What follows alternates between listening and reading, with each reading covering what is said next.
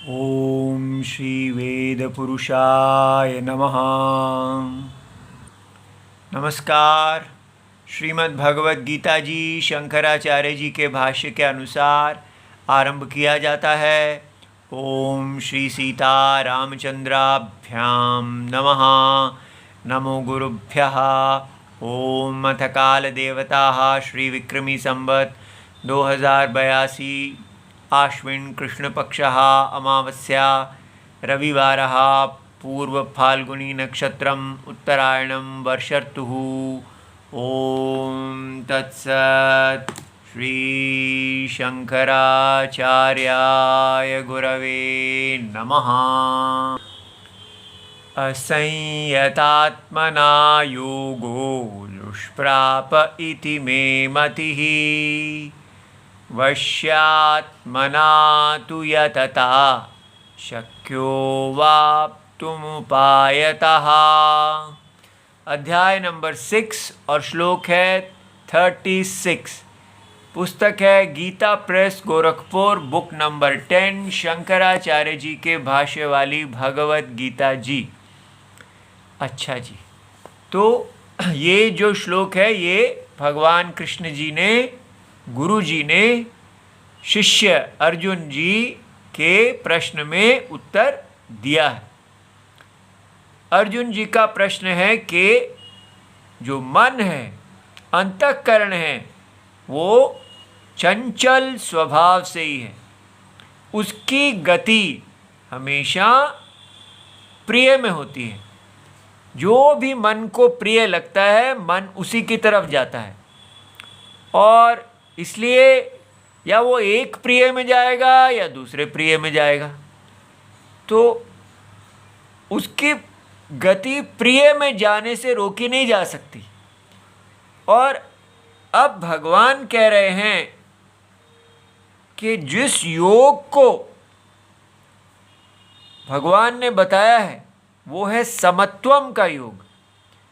समत्वम का योग है कि यहाँ पर जो आपको प्रिय अप्रिय की दुनिया दिख रही है, कोई चीज़ प्रिय है कोई अप्रिय है, आपकी प्रिय में गति है और अप्रिय में गति नहीं है। लेकिन भगवान एक ऐसा उपाय बता रहे हैं कि आपको यहाँ सम दिखे। प्रिय और अप्रिय केवल मोहित व्यक्ति को दिखता है। जो व्यक्ति यहाँ पर भगवान की चक्षु से देखता है तो उसको कुछ भी प्रिय और अप्रिय नहीं दिखता। ये एक बहुत बड़ी बात है। तो अर्जुन कह रहे हैं कि कुछ भी प्रिय और अप्रिय नहीं देखना ये मन के लिए असंभव जैसा है। मन का स्वाभाविक जो प्रवाह है वो है प्रिय में जाना, अप्रिय में नहीं जाना। और जो भगवान कह रहे हैं कि मन ना प्रिय में जाए और ना अप्रिय से दूर जाए, वो वहां जाए जो ना प्रिय है ना अप्रिय है। तो ये तो बिल्कुल ही उसके विरुद्ध हो गया, क्योंकि भगवान मन दो ही जगह जाता है, प्रिय में जाता है, अप्रिय में नहीं जाना चाहता है। और हम क्या कर रहे हैं? प्रिय अप्रिय को देखना ही नहीं। इस संसार में कुछ भी प्रिय नहीं है, कुछ भी अप्रिय नहीं है। तो फिर कैसे क्या करना है मन को? प्रिय अप्रिय निरपेक्ष जो धर्म है उसमें जाना है। ठीक है? तो प्रिय अप्रिय निरपेक्ष व्यवहार धर्म जो है वो कितना कठिन है। अब ये कहाँ से आ गया प्रिय अप्रिय निरपेक्ष, और क्यों इसकी आवश्यकता है? हमारे मन में विचार चलना चाहिए कि कहाँ से हम कहाँ जा रहे हैं, क्या कर रहे हैं। मार्ग में व्यक्ति भूल ही जाता है कि वो निकला किस लिए था। तो अच्छी तरह समझना है, भगवद गीता जी मोक्ष शास्त्र हैं, योग शास्त्र हैं। मोक्ष का उपाय बताने वाला शास्त्र है। और अब हम कहें ये मोक्ष है क्या और हमको क्यों चाहिए, तो हमारे वेद शास्त्र हमें बता रहे हैं कि हम ये जो अपने आप को शरीर देख रहे हैं, तो शरीर देखने से हम भोग, ये जो इंद्रियां हम कहते हैं, हम टचर, टेस्टर, स्मेलर इत्यादि, हम करता हैं, हम भोगता हैं। ये कर्ता और भोक्ता से हमें जब अपनी परिभाषा दिखती है तो हम क्रिया करते हैं और उस क्रिया से फल की प्राप्ति करते हैं और कहते हैं कि प्रिय के फल को प्राप्त करेंगे, अप्रिय को दूर करेंगे, इष्ट प्राप्ति अनिष्ट निवृत्ति, और इससे हम सुखी हो जाएंगे। तब वेद आके हमें कहते हैं कि ये आपका फॉर्मूला आपको अनर्थ में ले जाएगा। क्यों? क्योंकि वो आपको दृष्टि देते हैं कि यहाँ पर एक यज्ञ चल रहा है, ठीक है, कोई यज्ञ चल रहा हो और आप वहाँ पर आके अपना प्रिय करने लगें, अप्रिय ना करें, प्रिय करें, तो ये तो अनर्थ होगा, क्योंकि आपका उस यज्ञ में स्थान है। तो कहा जा रहा है आपको अपना प्रिय और अप्रिय, जो प्रत्यक्ष प्रिय और अप्रिय है, वो छोड़ना होगा। क्योंकि अगर आप अपने प्रत्यक्ष अर्थात अपने राग और द्वेष, जो आपका अंतःकरण का राग और द्वेष है, उसी के अनुसार आप प्रिय अप्रिय करेंगे, या जो साइंस ने आपको बताया है कि मन के प्रिय से मत जाओ, आपको हम बता रहे हैं कि ये संसार जो है इसमें लॉज हैं, उन लॉज का ध्यान रखो, physical laws, mental laws, health के लॉज, जो भी आपको साइंस बताती है उससे आप चलो तो इष्ट की प्राप्ति होगी। लेकिन वेद आपको मन के राग द्वेष और साइंस के लॉज, उसके भी अतिरिक्त एक यज्ञ दिखाते हैं। ये कृपया पकड़िए, हिंदू इसी यज्ञ को देखना ही नहीं चाह रहे। वो यही चाहते हैं कि हमको बस साइंटिफिक जीवन हम जी लें, हमको ये बता दिया जाए भाई कैसे आपने साइंटिफिक लॉज के अनुसार जीना है, वो हमें समझ में आता है, और उसके बाद आप हमको स्पिरिचुअलिटी करा दीजिए।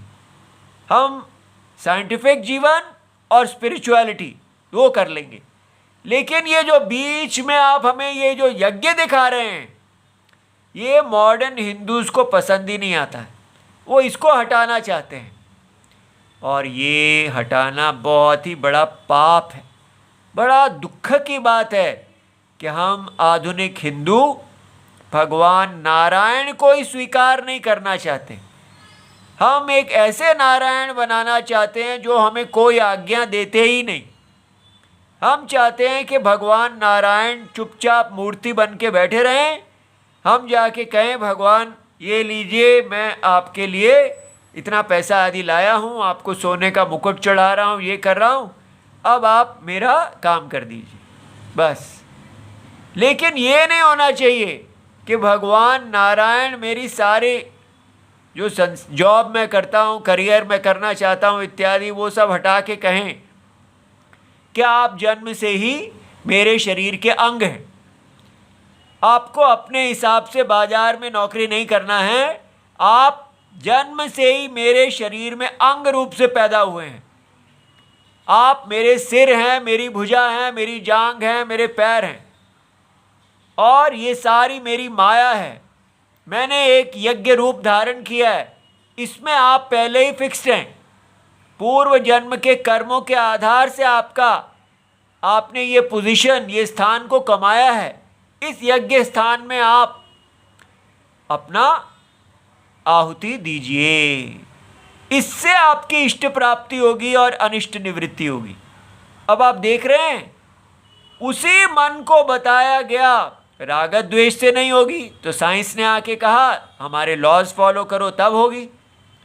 तब वेद ने आके कहा नहीं, साइंटिफिक लॉज ठीक हैं, लेकिन जो साइंटिफिक लॉज आपके वेद के विरुद्ध हैं तो उन साइंटिफिक लॉज को छोड़ दो, क्योंकि साइंस वाले अंतरात्मा को नहीं जानते, वो हमको केवल शरीर समझ के ही अपने लॉज बता रहे हैं।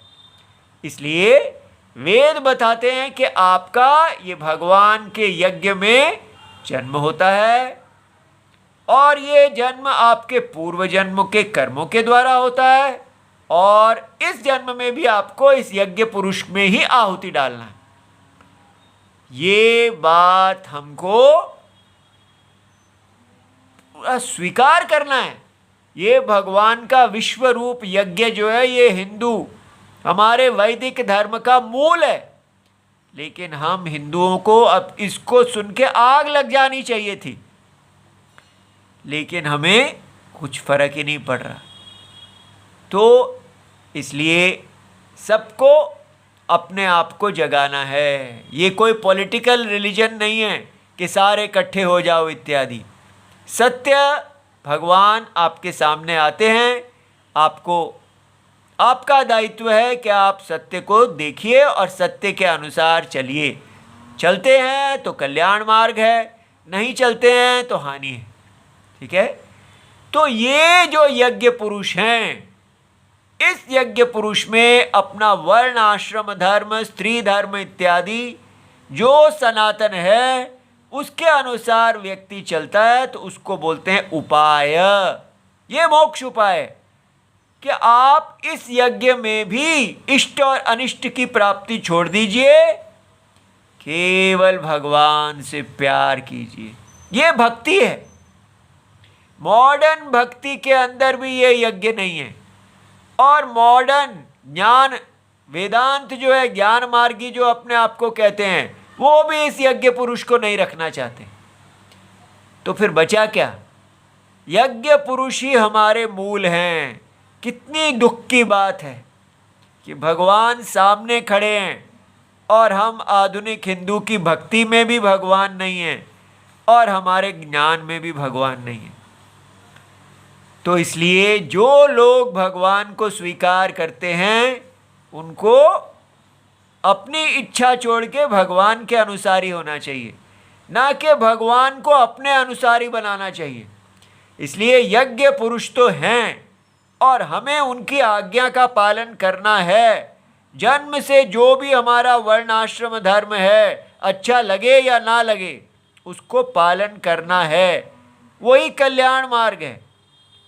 इस प्रकार जो यज्ञ वृद्धि करेगा उसके लिए वो कर्म योगी है। यज्ञ वृद्धि करते करते वो ध्यान योगी, उसका मन अंतरात्मा में स्थापित होगा।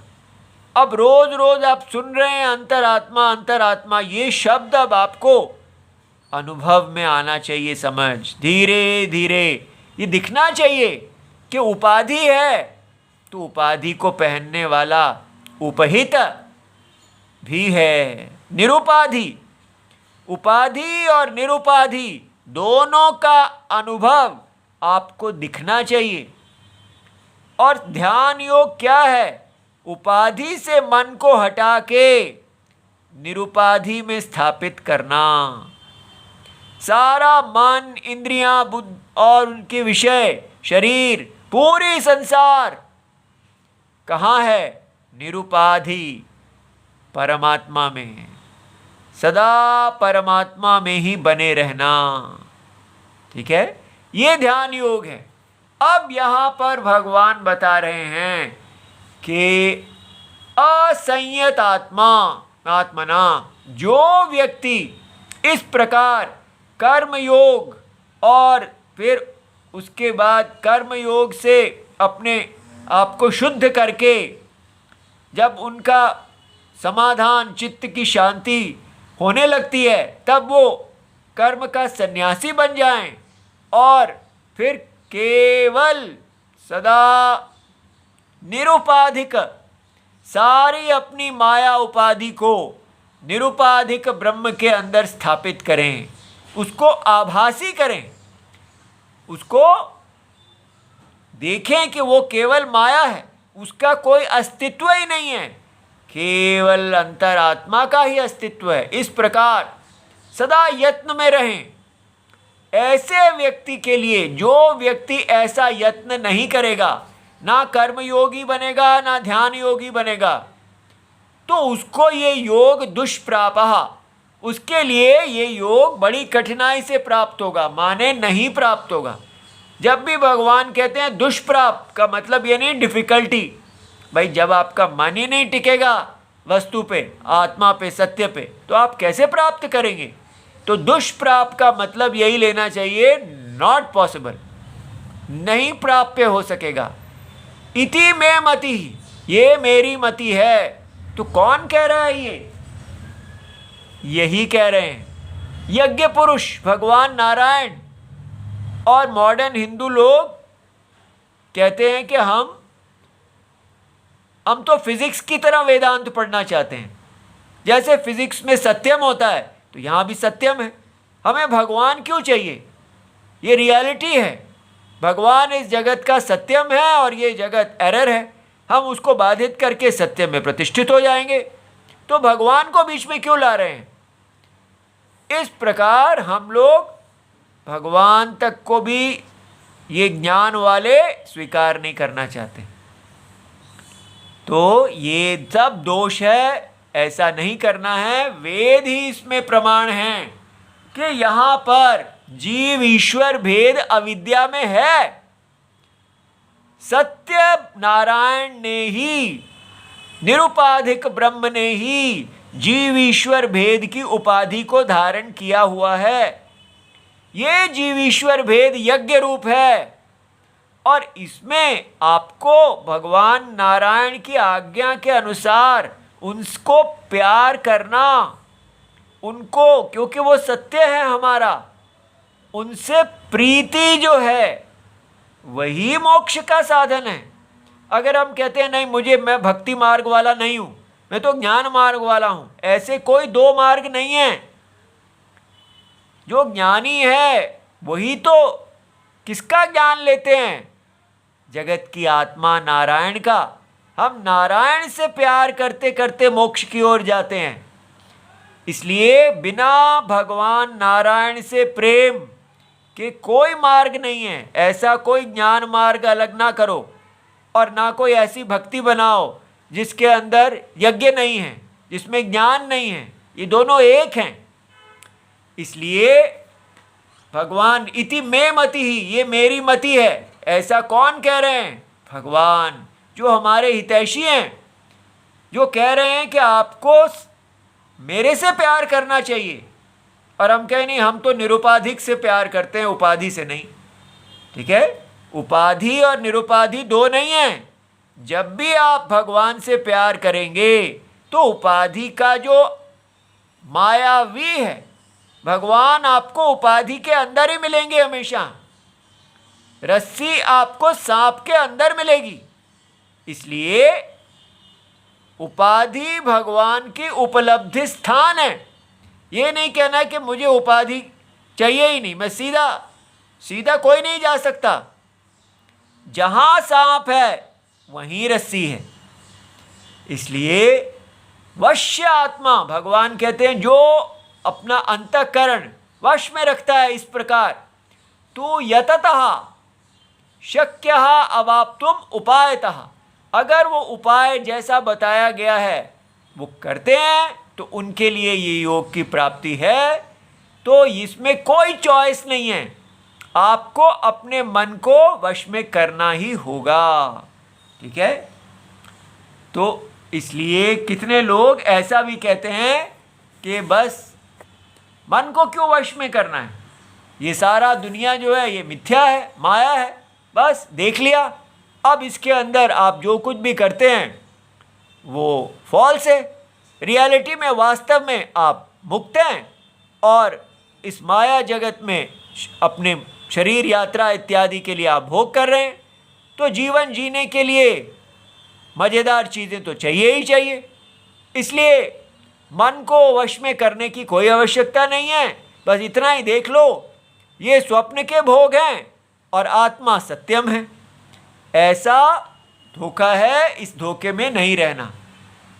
जब तक व्यक्ति इस चीज़ पे विचार नहीं करता कि ये संसार माया है और माया के भोगों के पीछे जाने वाला व्यक्ति कभी मायावी को प्राप्त नहीं कर सकता। इसीलिए भगवान कह रहे हैं असंयत आत्मा। वो कौन है? अभ्यास वैराग्याभ्याम असंयतः। आत्मा माने अंतःकरण, अर्थात अभ्यास और वैराग्य, दो उपाय भगवान ने बताए हैं। जिसका अंतःकरण, यस्य ऐसा जिसका अंतःकरण है, जो इन दो उपायों के द्वारा वश में नहीं किया हुआ है, असंयतः, अयम असंयत आत्मा, ऐसा व्यक्ति असंयत आत्मा है। तेन असंयत आत्मना, ऐसे व्यक्ति के द्वारा योगः दुष्प्रापः, उसके लिए दो योग दुखेन प्राप्यते, बड़ी कठिनाई से प्राप्त होता है। इति मे मतिः। तो भगवान ने पिछले श्लोक में ये दोनों समझाए हैं, अभ्यास और वैराग्य। अभ्यास उन्होंने क्या कहा है कि आपको अपने चित्त की भूमि, चित्त भूमौ कस्यांचित समान प्रत्यय वृत्ति, इसलिए हर समय आपको कि यहाँ नारायण नारायण नारायण, हम अंदर ही अंदर एक प्रत्यय की, ज्ञान प्रत्यय, जो दृष्टि हमें मिली है उसमें बने हुए हैं। मन जो है वो कहता है भोग भोग भोग, और हम उसको कह रहे हैं कि ये सारा जो मन की, इंद्रियों की ये सारी गति जो है ये माया है, और ये माया मायावी में प्रतिष्ठित है। इस प्रकार हम अंतःकरण में मायावी मायावी मायावी, मायाविने नमः, ओम मायाविने नमः, सदा मायावी विष्णवे नमः, पूरी तरह हम इस यज्ञ में प्रतिष्ठित हैं। और जो कुछ भी, या हम कर्म योगी हैं तो क्रिया कर रहे हैं, ध्यान योगी हैं तो अपने सारे इस जगत का आभासीकरणम, कि ये सब एक स्वप्नवत दृश्य है, और ये सृष्टि तीन अवस्थाओं को जो प्राप्त होती है, स्थूल, सूक्ष्म और बीज, ये तीन उपाधियां, ये सारी मायावी भगवान नारायण निरुपाधिक में विकल्प हैं। इस प्रकार ये सारे जगत को एक आभास देखते हुए, एक मिस्टेक देखते हुए व्यक्ति सत्य में अपने आप को बनाए रखता है। इसको कहते हैं अभ्यास। और इसके साथ साथ जो मोह है वो हमें जब खींचता है, तो दृष्ट और अदृष्ट भोग जो खींचते हैं, तब उसके साथ क्या करना है, विपक्ष रूप जो जो आपको भोग खींचे, तो आपने उसके अंदर दुख दोष दर्शन करना है। ठीक है। तो इसलिए जो भी स्त्री आदि हमारा मन चिंतन करे, तो उसी समय उसका काउंटर करना है कि ये तो दुख योनयः एवते, कहाँ जा रहे हो, कितना दुख और पा लिया, और क्या करना है। ठीक है। सारे पुराने दुखों को याद करो, दोबारा वही गलती मत करो। इस प्रकार सदा अपने आप संसार के भोगों में और अदृष्ट स्वर्ग आदि के भोगों में, सभी भोगों में, मन की माया गति में दुख दर्शन करना, और अपने आप को सदा सुरक्षित राम जी की आज्ञा में लेके आना, सदा धर्म में बने रहना और पूजा करते रहना, राम जी की शरण में रहना। ये जो है इसको भगवान यहाँ यत्नम कह रहे हैं। ये यत्नम अपेक्षित है। अब यह तो पुनः वश्य आत्मा, इसलिए आप देख सकते हैं कि हमारे शास्त्र में कितना तपस्या है, और ये बाजारू माल जो है ये इस सारे तपस्या को निकाल के एक सेलिब्रेशन इत्यादि, एक टेक्निक्स इत्यादि बना के बाजार में बेचना चाहता है। तो जो व्यक्ति सच में सत्य से प्यार करने वाला है, रेयरेस्ट ऑफ रेयर, वो भगवान की आज्ञा को सुनेगा और इस बाजार को छोड़ेगा। ठीक है, इसलिए ये भगवत गीता कहीं कहीं एक एक किसी अधिकारी को ही अच्छी लगेगी।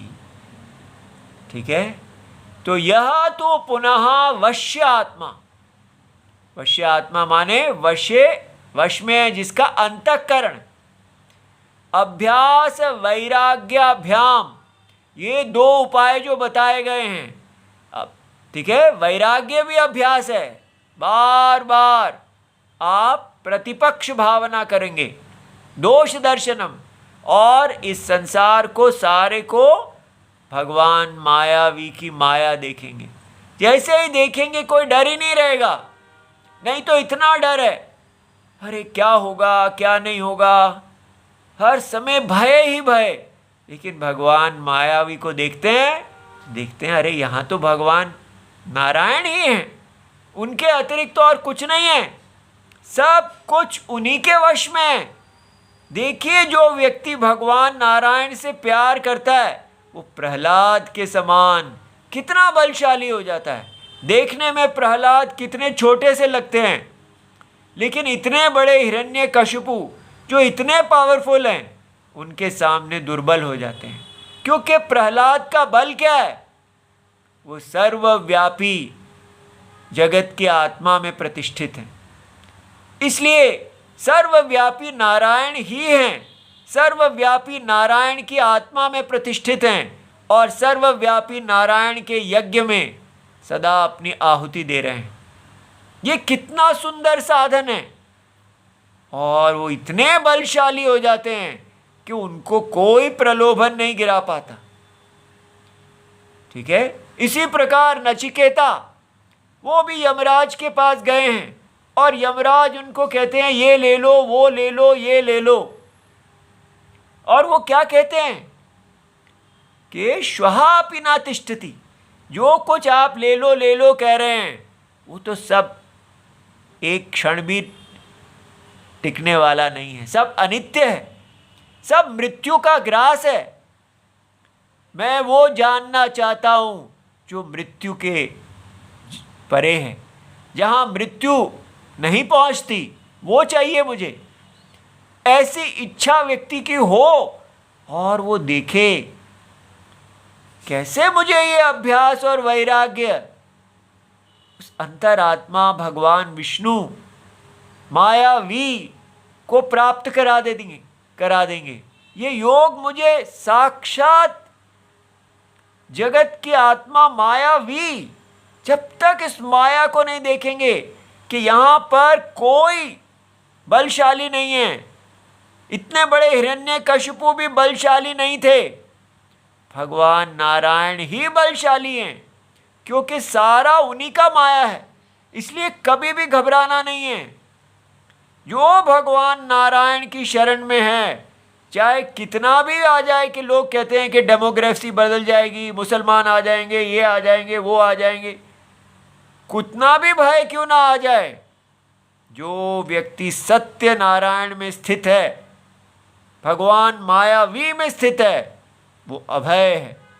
अपने अभय होता हुआ वो अपने स्वधर्म को करेगा। बस जो व्यक्ति नारायण की आज्ञा पालन कर रहा है वो इस संसार में सबसे सुरक्षित है।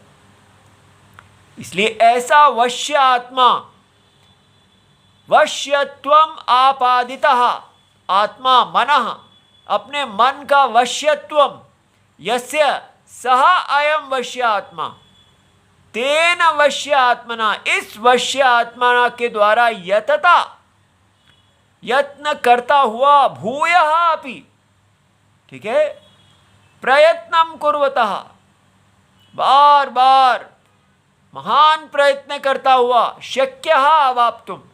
भगवान ये नहीं कह रहे हैं कि आपको कुछ प्रयत्न नहीं करना पड़ेगा, बस सब काम मैं कर दूंगा इत्यादि, फ्री, मुझे लड्डू खिलाते रहो, ये सब यहाँ नहीं है।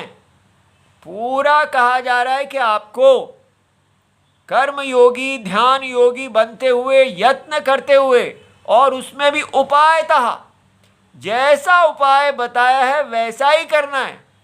बाजारू माल छोड़ना पड़ेगा, और जो हमारा सनातन उपाय है, ये सब नहीं कहना कि कलयुग में छूट है इत्यादि। कहीं कुछ लिखा है कि आपका मन जो है चलो थोड़ा थोड़ा विषयों में जा सकता है? अरे अगर मन विषयों में जाएगा तो वैराग्य क्या करेगा? जो माया है उसमें कैसे जा सकता है? कलयुग में इसकी छूट है का क्या मतलब है? इसलिए हमको बुद्धू नहीं बनना है, हमें पूरा विचारशील, राम जी हमारे गुरु हैं, बार बार राम जी से पूछें, राम जी क्या ये ठीक है? ये कैसे हो सकता है? गुरु जी हमारे साथ हैं, सर्वज्ञ नारायण उनकी शरण है, तो क्या चीज़ उपलब्ध नहीं होगी? ठीक है, यथोक्तात् उपायात, ये जो उपाय बताया ये अमोघ है, ये मोक्ष देने वाला, राम जी को देने वाला अमोघ उपाय है। ओम नमो भगवते वासुदेवाय, प्रणाम।